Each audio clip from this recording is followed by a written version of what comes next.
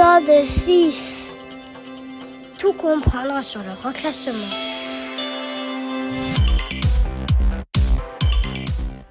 Bonjour à toutes et à tous, bienvenue dans ce nouvel épisode de notre podcast CFDT, Éducation, Formation, Recherche Publique. Aujourd'hui, on va parler d'un sujet qui concerne beaucoup d'agents au moment de leur entrée dans la fonction publique, le reclassement en début de carrière. Parce que non, quand on entre dans un nouveau corps ou un nouveau grade, on ne commence pas toujours de zéro. Et pourtant, trop souvent, on découvre son traitement, son échelon, sans comprendre ce qui a été pris en compte ou ce qui ne l'a pas été.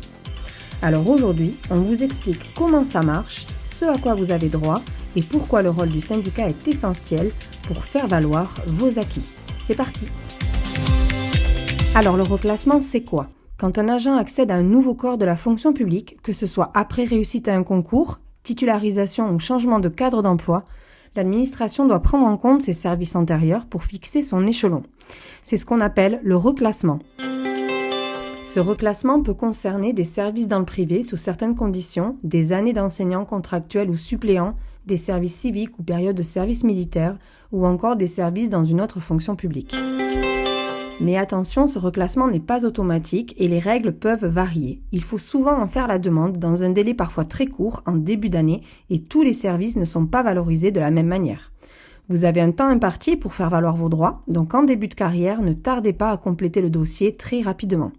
Surtout que les règles ont changé dernièrement et le reclassement concerne beaucoup plus de monde aujourd'hui. Renseignez-vous auprès de vos militants CFDT, Éducation, Formation, Recherche Publique pour vous y aider. Un enseignant qui demande à faire reclasser ses années de service peut voir son avancement commencer non pas au premier échelon, mais au deuxième, au troisième, voire même bien plus avec un gain de salaire immédiat, évidemment, et d'ancienneté pour les avancements futurs. C'est aussi un avantage non négligeable au mouvement intradépartemental quand le barème prend en compte l'échelon. Ce que la CFDT vous conseille, d'abord, faites systématiquement une demande de reclassement. Même si vous pensez que vos services ne seront pas pris en compte, mieux vaut tenter.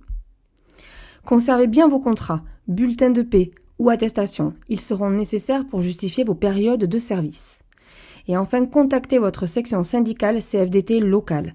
Nous pouvons vous aider à analyser votre situation, à rédiger votre demande et même à contester un reclassement insuffisant.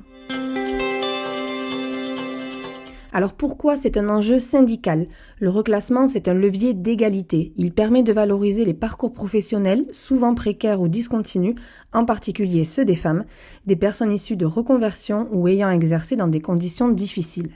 C'est aussi une question de justice sociale.